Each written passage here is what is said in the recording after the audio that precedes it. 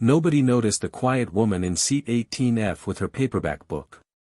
She looked like just another passenger enjoying a peaceful flight. But when both pilots suddenly collapsed from toxic fumes over the dark Pacific Ocean, she would close her book and reveal skills that would save 247 lives. Before you watch full story, comment below from which country are you watching. Don't forget to subscribe for more amazing stories.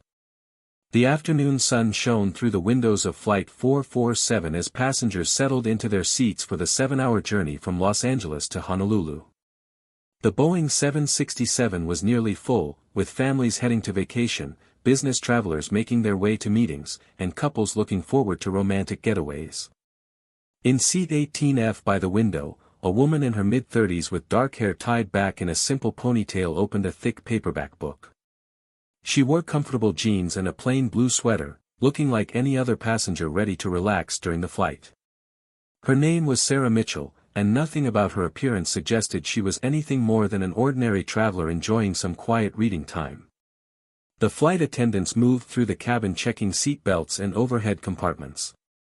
When they passed row 18, they noticed the woman already absorbed in her book, her eyes focused on the pages with complete concentration. The lead flight attendant, Maria, smiled slightly and moved on without disturbing her. She had seen countless passengers like this one, people who treated flight time as precious hours for reading, building invisible walls around themselves with books as their protection. Maria appreciated passengers who needed little attention, especially on busy flights like this one where every minute counted. The man sitting in seat 18E beside her glanced over and thought about starting a conversation, but something about her posture told him she preferred to be left alone. He noticed the thickness of her book and guessed it was probably a novel, one of those popular thrillers everyone seemed to read. He respected her obvious desire for quiet and turned his attention to his phone instead, scrolling through emails before takeoff. The elderly couple in row 17 occasionally looked back at the quiet woman, whispering to each other that she must be a teacher or perhaps a graduate student, someone used to long hours of focused study. None of them had any idea who she really was or what skills she possessed. Sarah Mitchell was not just another passenger reading to pass the time. She was a highly experienced commercial airline pilot with over 8,000 hours of flight time. She had flown jets for 12 years, worked as a flight instructor for 5 years before that, and spent 4 years as a military pilot flying transport aircraft in difficult conditions around the world. She had trained hundreds of pilots, handled serious emergencies that would terrify most people, and possessed deep knowledge of aircraft systems that went far beyond what typical passengers could imagine. But today was her day off, a rare vacation, and she had chosen to fly as a passenger rather than in the cockpit. She wore casual clothes and brought her favorite book, looking forward to hours of peaceful reading without the heavy responsibility that came with commanding an aircraft. The aircraft pushed back from the gate right on schedule at 4 in the afternoon. In the cockpit, Captain David Chen and First Officer Jake Morrison completed their final checks with the smooth rhythm of professionals who had done this thousands of times. Chen was a veteran with 25 years of flying experience, while Morrison was younger with only 3 years at the airline, but both were competent and well-trained. Neither of them knew that a passenger sitting quietly in seat 18F could probably fly this aircraft as well as they could, maybe even better in certain emergency situations. Sarah heard the familiar sounds of engines starting and felt the aircraft begin to move. She turned a page in her book without looking up, the routine sounds of commercial aviation so familiar that they needed no conscious attention from her. Flight 447 took off smoothly into the clear California sky, climbing steadily as the coastline disappeared below. The seatbelt sign stayed on as they climbed through 10,000 feet, and passengers began to relax into the comfortable routine of modern air travel. Sarah continued reading, occasionally shifting position but never looking away from her book for long. When the flight attendants began their drink service, Maria reached row 18 and quietly asked if the woman in 18F would like anything. Sarah looked up briefly, smiled, asked for water, then immediately returned to her reading. Maria appreciated the simple efficiency of the exchange and moved on, thinking how nice it was to serve passengers who knew what they wanted without making conversation difficult. 2 hours into the flight, the aircraft cruised smoothly at 37,000 feet over the Pacific Ocean. The sun had set completely, leaving only darkness outside the windows except for the small lights on the wings. Most passengers had dozed off or were watching movies on their screens. Sarah had switched on her overhead reading light, creating a small circle of brightness in the dim cabin. She was deep into her book, completely focused on the story, when the first signs of serious trouble began in the cockpit far ahead. First Officer Morrison had been feeling slightly strange for about 20 minutes, but he thought it was just tiredness or maybe something he ate before the flight. He drank some water and tried to concentrate on his instruments.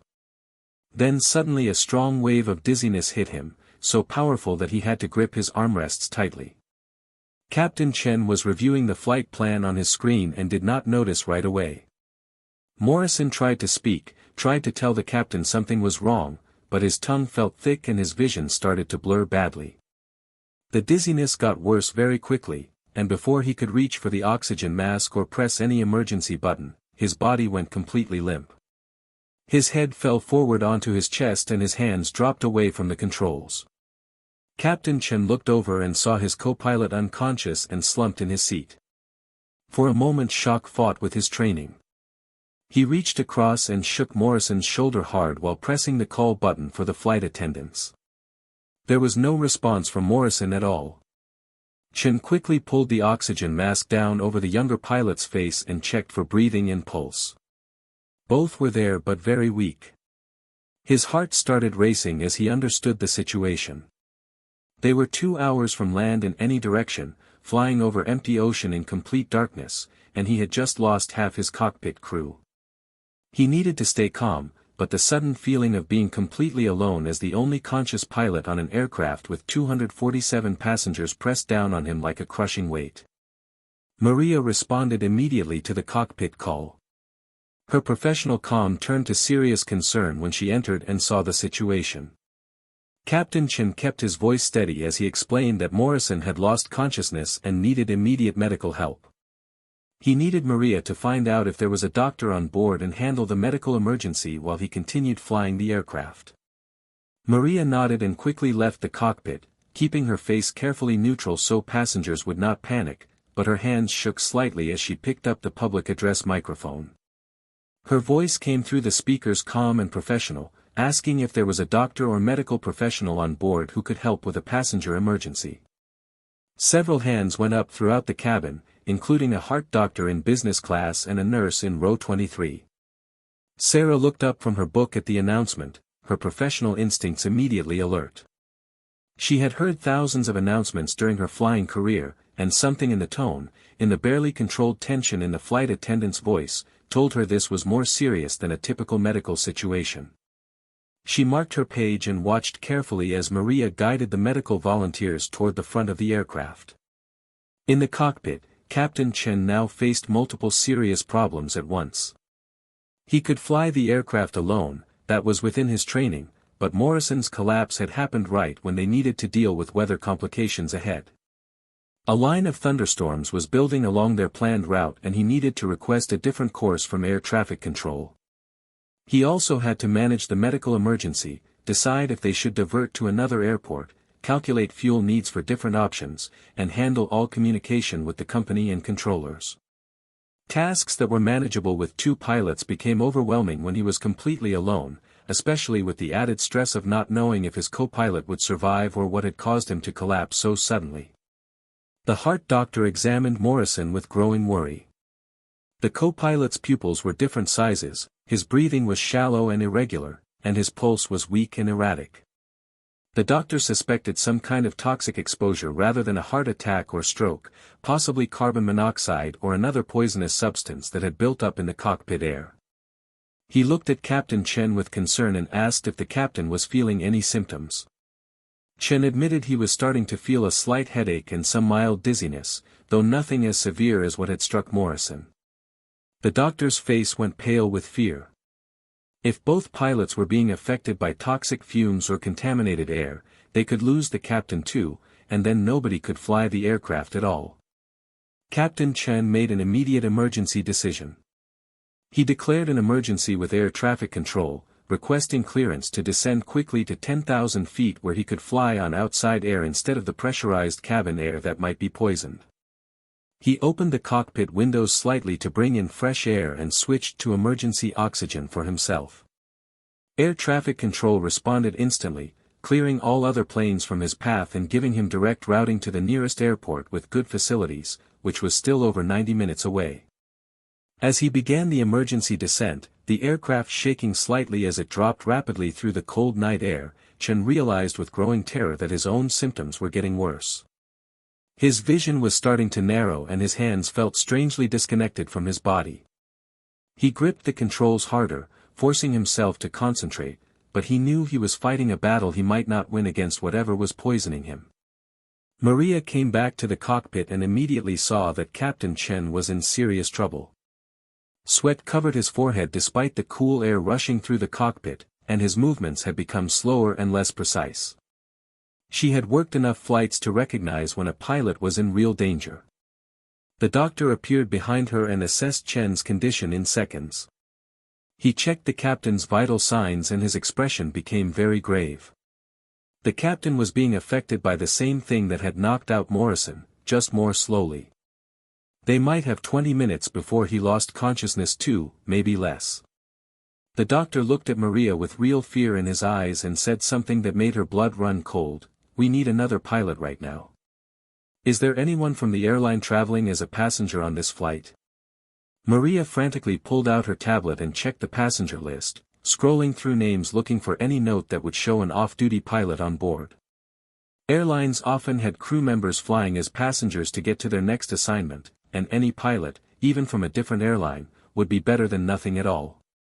But there were no such notes on the list. She expanded her search, looking for anyone with any aviation background, any qualification that might possibly help. Nothing appeared. Her hands trembled badly as she picked up the microphone to make an announcement she never thought she would actually have to make, one that existed only in training manuals but seemed impossible in real life. In a voice that barely stayed steady, she asked if anyone on board had pilot experience who could come help in the cockpit immediately. Complete silence fell over the cabin. Passengers looked at each other with growing fear as they understood what the announcement really meant. If the crew was asking passengers for pilot help, something had gone terribly wrong with both regular pilots. Some people began crying quietly. Others pulled out phones to write messages to loved ones, even though there was no signal over the ocean. Parents held their children closer and tried to stay calm. The elderly couple in row 17 held hands tightly and prayed. The man in seat 18E felt his stomach drop with fear and wished he had paid more attention during the safety demonstration, though he knew that would not help now. In seat 18F, Sarah Mitchell closed her book slowly and placed it carefully in the seat pocket. She removed her reading glasses and folded them with deliberate movements, then unbuckled her seatbelt and stood up. She still wore her casual vacation clothes and still looked like just another ordinary passenger, but everything about the way she moved had changed completely. She walked toward the front of the cabin with the confident stride of someone who knew exactly what needed to be done and had done it many times before. Other passengers stared at her with confusion and desperate hope as she passed. Maria saw her coming and felt a wave of relief mixed with uncertainty. This woman looked too young and too ordinary to be the miracle they desperately needed, but she was walking forward with purpose while everyone else remained frozen in fear. Sarah reached Maria and spoke in a clear, completely calm voice that carried absolute authority. "I'm Captain Sarah Mitchell. I have an airline transport pilot license with type ratings on the Boeing 767. I've logged over 8,000 flight hours, including 4,000 hours on this specific aircraft type. I'm current and qualified. Take me to the cockpit immediately." Maria's eyes went wide with shock and relief. The quiet woman who had been peacefully reading in seat 18F for 2 hours was actually a captain fully qualified to fly this exact airplane, with more experience than many pilots Maria had flown with over the years. Maria grabbed Sarah's arm and pulled her toward the cockpit, almost running in her desperate urgency to get help to Captain Chen before it was too late. Captain Chen looked up as they entered, his vision swimming badly, and saw a young woman in civilian clothes walking into his cockpit. For a confused moment his mind could not process what he was seeing, but then his years of training took over. She was introducing herself using the precise technical language of a professional pilot, stating her qualifications in the specific shorthand that only other pilots understood and used. She was asking focused questions about his symptoms, about Morrison's condition, about fuel status and aircraft systems in exactly the sequence another experienced captain would ask. She was moving to Morrison's seat with practiced efficiency, helping the doctor carefully remove his unconscious body and taking her place in the right seat. She was putting on the spare oxygen mask while giving her own mask to Chen. She was scanning the instruments, processing complex information rapidly, and reaching for controls with the automatic movements of someone who had sat in this exact seat thousands of times before. Sarah's eyes moved quickly across the primary flight display and navigation systems, taking in information at a speed only possible after years of experience. She immediately understood the complete situation: emergency descent in progress, fuel calculated for Hawaii with no extra for the major diversion they now needed, dangerous weather ahead requiring immediate navigation decisions, and a captain who was barely functional and getting rapidly worse. She looked directly at Chen and spoke with clear authority: "Captain, I'm taking control of the aircraft. Please acknowledge." Chen managed to nod weakly and respond with effort: "You have control." It was the formal transfer of command that pilots used, stripped of all unnecessary words, a transfer that meant Sarah was now completely responsible for every single person on this aircraft and their survival. She took the controls and felt the familiar resistance of the yoke in her hands, the slight vibration of the huge aircraft transmitted through the flight controls. Even through all the stress and emergency pressure, there was something deeply comforting about being back where she truly belonged, in a cockpit with her hands on the controls and the instruments spread before her showing her everything she needed to know. She pressed the radio button and contacted air traffic control, her voice professionally calm and steady as she explained the situation clearly: both original pilots incapacitated by suspected toxic fume exposure, emergency descent complete and leveled at 10,000 feet, qualified passenger pilot now in command of the aircraft, requesting absolute priority handling and direct routing to the nearest suitable airport with full emergency capabilities. The controller's voice came back immediately, professional despite the obvious shock he must have felt at hearing this unprecedented situation. He cleared her directly to San Francisco International Airport, provided current weather information, and asked what special assistance she needed. Sarah calmly requested fire and rescue equipment standing by on the runway and a full medical team ready at the gate, then confirmed her routing and began programming the flight management computer with steady, experienced hands. Captain Chen was still trying to help despite his deteriorating condition, attempting to stay conscious and provide guidance, but his body was failing rapidly. Sarah could see him struggling hard to focus, his hands trembling badly as he tried to work his radio. She made a quick command decision and told him firmly but gently to stop all work, to put his oxygen mask on fully and completely let her handle everything. He started to protest weakly, the deep instinct of a captain to remain in command strong even as his body shut down, but she interrupted with gentle firmness: "Captain, you've trained your whole career for this exact moment. You've taught your crews to take over when you're unable to continue. Let me do my job now. Trust your training and trust me completely." He looked at her with unfocused, fading eyes, recognized the absolute wisdom in her words, and managed one small nod before slumping back heavily in his seat. She calculated she had maybe 10 minutes before he lost consciousness entirely. Sarah worked with the speed that came only from thousands of hours of experience, her fingers moving rapidly across the control panel as she configured the complex aircraft for the long descent and difficult approach into San Francisco. She pulled up detailed weather information and noted with serious concern that SFO was currently dealing with low visibility conditions and wind shear warnings, exactly the kind of challenging approach that normally required two fully functional pilots working closely together and backing each other up. She would have to do it completely alone, handling both the actual flying and all the monitoring duties, managing all the radios and all the complex systems, and bringing 247 terrified people safely to the ground in less than ideal weather conditions. The weight of that responsibility should have been absolutely crushing, but instead she felt remarkably calm and focused. This was exactly what she had trained for through thousands of flight hours, through countless simulator sessions that deliberately threw every possible emergency at pilots to prepare them mentally and physically for handling the seemingly impossible.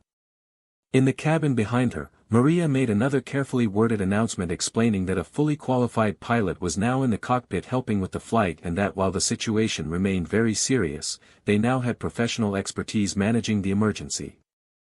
She deliberately did not mention that both original pilots were completely incapacitated or that everyone's survival depended entirely on the unknown woman from seat 18F who most passengers had never even noticed. Some passengers felt genuinely reassured by Maria's calm announcement. Others understood enough about aviation to realize exactly how desperate their situation truly was. The elderly couple in row 17 prayed even harder. The man in seat 18E thought about the quiet woman who had sat beside him reading peacefully for 2 hours and felt an overwhelming surge of gratitude that she had happened to be on this particular flight, had possessed extraordinary skills nobody could have guessed from looking at her, and had been willing to step forward instantly when everything went catastrophically wrong. Sarah methodically worked through her approach briefing, talking herself carefully through all the procedures even though there was no conscious co-pilot to share the critical information with. She thoroughly checked fuel calculations and confirmed they had sufficient fuel to reach San Francisco Airport with adequate reserves remaining, even accounting for the unplanned emergency descent and the major deviation from their original planned route. She configured the navigation systems precisely for the instrument approach, selected the most appropriate runway based on current wind conditions, and carefully briefed herself on the minimum safe altitudes and the missed approach procedure she would need to execute if her first landing attempt somehow failed. She worked methodically and deliberately, exactly the way she had trained hundreds of student pilots to work over the years, not rushing at all despite the intense emergency but moving with calm, efficient purpose through every single required task without missing anything. Captain Chen had lost consciousness completely now, his head hanging limply against the headrest, oxygen mask still covering his face. The doctor remained in the cramped cockpit space monitoring both incapacitated pilots as carefully as he could, trying desperately to keep them medically stable until they could reach proper hospital care on the ground. He watched Sarah with growing amazement as she managed the incredibly complex aircraft entirely alone, her hands and eyes moving constantly across instruments and controls in a beautifully coordinated dance of expertise he could barely follow or understand. She seemed completely focused and almost machine-like in her technical efficiency, but he noticed her occasionally glance quickly at the unconscious captain with genuine concern visible in her eyes. She truly cared about these men she had never met before, about getting them to emergency medical help in time, even while simultaneously managing the immense technical challenge of flying and navigating this massive aircraft completely alone over the dark ocean. The flight was now approximately 50 minutes from San Francisco, finally close enough that Sarah could begin descending carefully from the cruise altitude down toward the approach altitude for landing.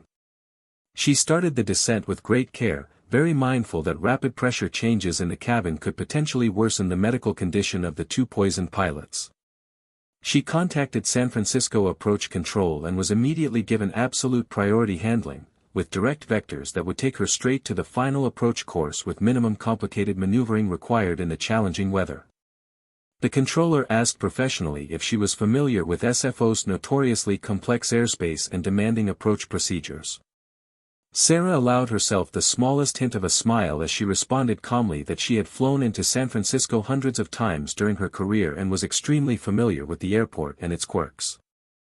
What she chose not to mention was that she had also worked as a senior instructor pilot on this exact aircraft type for years and had specifically taught other pilots the advanced techniques for handling single-pilot emergency operations. This absolute nightmare scenario was something she had actually practiced extensively in simulators, though she had never remotely imagined she would actually experience it for real while sitting in the passenger cabin on her vacation day. She broke through the thick cloud layer at 4,000 feet and suddenly saw the lights of San Francisco spread out beautifully below her, a glittering carpet of warm civilization that represented safety, help, and medical care. The aircraft was performing absolutely perfectly, all systems showing normal except for the two unconscious men in the cockpit beside and behind her. She began configuring the heavy aircraft for landing, extending the flaps incrementally in stages and lowering the landing gear, feeling and hearing the familiar rumble and slight deceleration as the massive gear locked firmly into the down position. The runway was clearly visible ahead now, marked by brilliant approach lights that formed a perfect illuminated path through the darkness and haze. Sarah precisely aligned the aircraft with the centerline using both her instruments and her direct visual references outside, making small control adjustments to compensate for the tricky crosswind that was persistently trying to push her off the correct course. She talked herself carefully through the final approach phase, calling out altitudes and airspeeds exactly as she would normally hear from an attentive co-pilot, providing her own crucial safety cross-checks that were absolutely essential during this most critical phase of flight. At 500 feet above the ground, she had the runway absolutely made, no question remaining that she would reach the pavement safely. At 200 feet, she was perfectly aligned on centerline, airspeed exactly where it needed to be, rate of descent completely under control. At 50 feet above the runway, her alignment was flawless, and she smoothly began her flare, pulling back gently on the yoke to transition from descent into the proper landing attitude. The main wheels kissed the runway with barely a noticeable bump, one of the smoothest landings she had ever made in her entire career, as though the aircraft itself wanted to reward her for the supremely skilled flying that had brought everyone safely home against terrible odds. Sarah immediately deployed the thrust reversers with a roar and applied smooth, firm pressure to the brakes, feeling the massive aircraft slow steadily and controllably as it rolled down the long runway.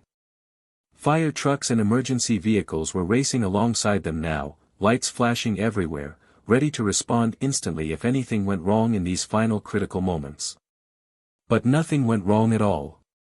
She turned off the runway at the designated taxiway exactly as instructed, following the calm directions from ground control who were clearly treating her like the hero she undoubtedly was, their voices warm with genuine respect and profound relief.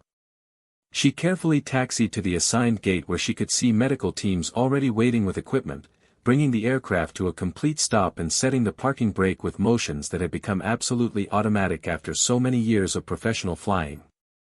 Only then, with the engines finally winding down and the aircraft completely safe and still, did Sarah allow herself to truly feel the full crushing weight of what had just happened. Her hands began shaking noticeably, the massive adrenaline surge that had kept her sharply focused and functional now giving way to the natural physical aftermath of extreme stress. But she forced herself to complete all her remaining duties properly, running carefully through the entire shutdown checklist, securing all aircraft systems correctly, and documenting the flight time accurately in the official aircraft logbook. Captain Chen was being carefully moved by paramedics now, still deeply unconscious but medically stable. First Officer Morrison was also being evacuated on a stretcher, his condition basically unchanged. The experienced doctor caught Sarah's eye and gave her an enthusiastic thumbs-up signal, indicating clearly that both men would very likely survive thanks entirely to her remarkably quick actions in getting them to proper medical care in time. Maria entered the cockpit with tears streaming freely down her face and pulled Sarah into a tight, emotional hug, thanking her over and over again for saving absolutely everyone on the aircraft. Other flight attendants crowded into the small space, their professional composure finally breaking completely as they fully realized how incredibly close they had all come to absolute disaster and how this quiet, unassuming passenger had been their totally unexpected salvation. Sarah accepted their heartfelt gratitude with quiet grace and humility, but inside her mind she was thinking about the strange hand of fate, about how pure random chance had placed her on this specific flight on her rare day off, how she had almost decided not to come on this trip, how she had actually debated just reading peacefully at home instead of taking this vacation journey. The impossible convergence of circumstances that had put her in seat 18F exactly when she was desperately needed in the cockpit seemed almost impossible to believe, yet here she was, and everyone was alive because of it. As passengers slowly deplaned, many of them stopped to personally thank Sarah, having learned from the emotional flight attendants exactly who she was and what she had done to save their lives. Some were crying openly, others shaking her hand very firmly, parents holding up small children so they could see the amazing woman who had brought them all safely home to their families. The man from seat 18E looked at her with pure awe in his eyes and told her with emotion that he would never forget how she had calmly closed her book and walked forward to save them all from certain death. The elderly couple from row 17 blessed her with tears in their eyes and told her with absolute conviction that she was an angel sent directly by God. Sarah accepted all their overwhelming thanks with genuine humility, quietly repeating that she had simply done what she was trained to do, what any well-trained pilot would have done in her position. The story spread rapidly through news media and social networks, and within hours Sarah's face and name were everywhere. Headlines proclaimed her a miracle hero, the amazing pilot who saved Flight 447 against impossible odds. She found the intense attention uncomfortable and overwhelming. She had never sought any recognition or fame, had only done what her extensive training and years of experience had prepared her to do. But she agreed to give a few carefully selected interviews because she understood that the dramatic story could help demonstrate the critical importance of rigorous professional pilot training and the absolutely essential value of maintaining the highest aviation safety standards that had made incidents like this survivable. Sarah Mitchell had been just a quiet woman reading peacefully in seat 18F, appearing to be nothing more than an ordinary passenger enjoying her book during a routine flight. But when crisis struck without warning and both pilots were incapacitated by toxic fumes, she had calmly closed her book, stood up, and saved 247 lives through pure skill, extensive training, and remarkable courage. Her story became a powerful reminder that heroes do not always announce themselves, that extraordinary capabilities often hide behind ordinary appearances, and that the person sitting quietly beside you might possess exactly the skills needed to save everyone when the impossible happens. She had been reading in seat 18F until the moment the co-pilot stopped responding, and then she became exactly what everyone needed her to be, a supremely skilled captain who brought them all safely home.